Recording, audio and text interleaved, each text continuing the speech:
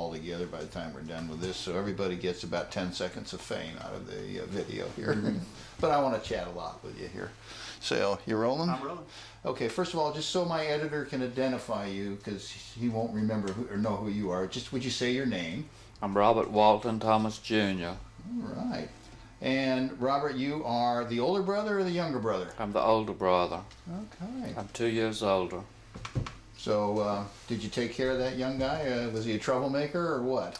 No, he was a nice little brother. We slept in the same room, had twin beds, so metal beds, so painted brown, until I reached high school age and decided I had to move in the guest room. Okay. Tell me a little bit about Ridgeway as a town. You've obviously grown up here and the family goes a long ways back. Tell me a little bit about all that. Well, it was a small town when we were growing up, and everybody knew everybody.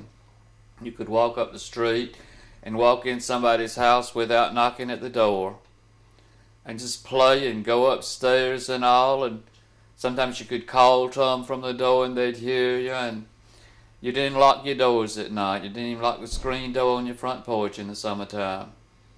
Times have changed, haven't they, a little bit? A bunch, yeah. So tell me about Lee. What was Lee like as a kid? He was real playful. Lee could play by himself. We had a sand pile in the backyard by the playhouse, and Lee could sit there for hours with his toys and play in the sand by himself. And I was different. I was kind of tied to Mama's apron strings. I had to have somebody with me. Oh, that's great. Doing okay, Jeff? Mm-hmm. Okay. Now, you all went to school here. You told me you both went to college, same place? We went 10 years here to school, to the Ridgeway Public High School, Ridgeway High School. And then we both went off to VES, Virginia Episcopal School, for 2 years in Lynchburg, Virginia. And then you went to college together? Then he went to Clemson first, and stayed at Clemson a year or two, and then he transferred to Sewanee, where I finished, because he said I met so many nice people at Sewanee. He wanted to go over there. Now, I understand that everyone in the family, Lee included, worked in the family store. Tell me a little bit about that. Well, my dad worked there all his life. He mostly stayed in the office. It was a little building in the back on the left-hand corner with bars on the glass. And we had clerks in the store. We had a men's side and a ladies' side. 2 or 3 men on the men's side, and two or three ladies on Saturday on the ladies' side. And we had a shoe department. We sold everything. We had a grocery department and sold some fresh food. Sold bologna by the pound and cheese by the pound and. Now, what did Lee do in the store? What was his job? Everything. He delivered things too. Lee built platforms. He built the platform for this store of mine out of cement. He built the floor in the wood house at home, where he got rocks from Mount Hope first and put in before he put the cement in. Now, was he a pretty good salesman? Oh, Lee was excellent. He could do hard work. Tell me a little bit about that. Well, we just came up in the store, and it just. Now, he comes back here quite a bit, I understand? He does come back here. He likes to come back here. And we eat at the restaurant here with him. Mm-hmm. Tell me a little bit about your father and your grandfather and the history of the family here in town. My father was a very quiet man, and he was a very good father to us. He and my mother never had a cross word. And my grandfather, I can remember my grandfather seeing him at the office, but he wore a 3-piece suit all the time and a white shirt and tie. And he had a gold watch fob all the way across. And back in those, my father said one time, my father wore plaid shirts to the store and khaki pants, short sleeve shirts. And he said my grandfather would not know the store the way he ran it. That's great. Now, Lee has been very, very successful, of course, at Georgia Pacific, and part of what we're doing here is he's now going to fairly soon take over the complete leadership of the company. Pretty big job.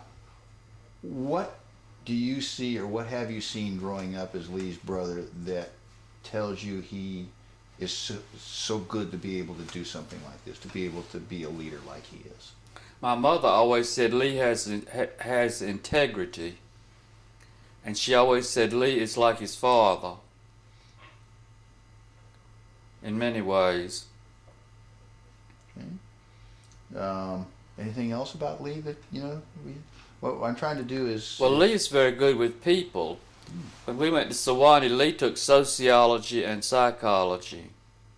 And he has a real bent with people. He's very good with people. All kinds of people. Yeah, he seems to really like the people that he works with and cares for people. He does. Yeah. And there. He's a very caring person. So tell me a little bit more about Lee as a kid. I mean, you told me a couple of stories. Any other things come back to mind here? Any good stories that I can keep? Well, we had warehouses on the railroad track, across the railroad track from the house, and they had whiskey bottles on them, pint whiskey bottles, where the people had emptied them, who drank them probably, obviously, and we would take BB guns and shoot at them. That was our targets when we were little boys, he and Bill Barnett and I. And we'd play in the cotton yard. They would put canvas over the cotton on the cotton yard, and we'd make tunnels through the bales of cotton. And sometimes we'd get on the boxcars.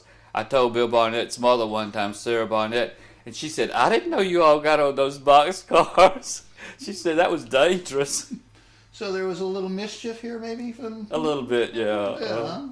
Okay. Any other secret little stories about Lee? Not really. He liked to climb. He liked to climb trees. We had a neighbor who said that Eleanor and I stayed in the house and read books, but Lee and Lolly took to the trees. Well, now he's a gardener at home. I know he really likes working in the yard. Did he like to get his hands dirty and get out in the farm and stuff? Mm-hmm. He was always doing outdoor things. He liked to fish. We both came up riding bicycles, riding English bicycles. Great. Okay. Anything else about Lee? Anything else about the family? Now's your chance to tell stories. Yeah. Then I guess we're done. Okay. Great. Stop date there. German grandfather came there. The Cooper River Bridge. Now, you and Lee went to Germany together?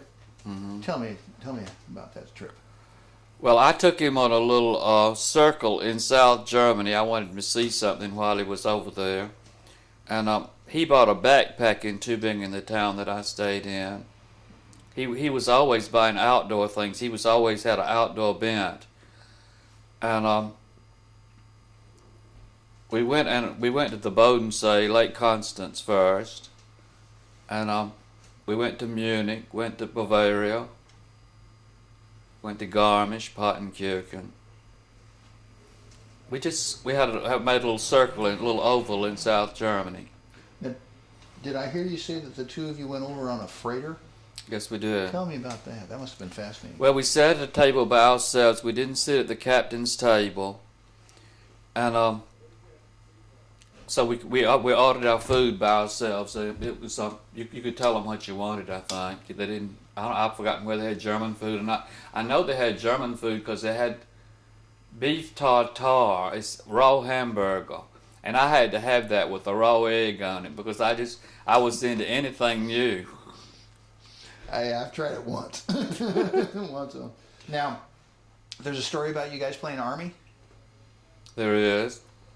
We played Army back of Irene Coleman's house. She lived next door to us.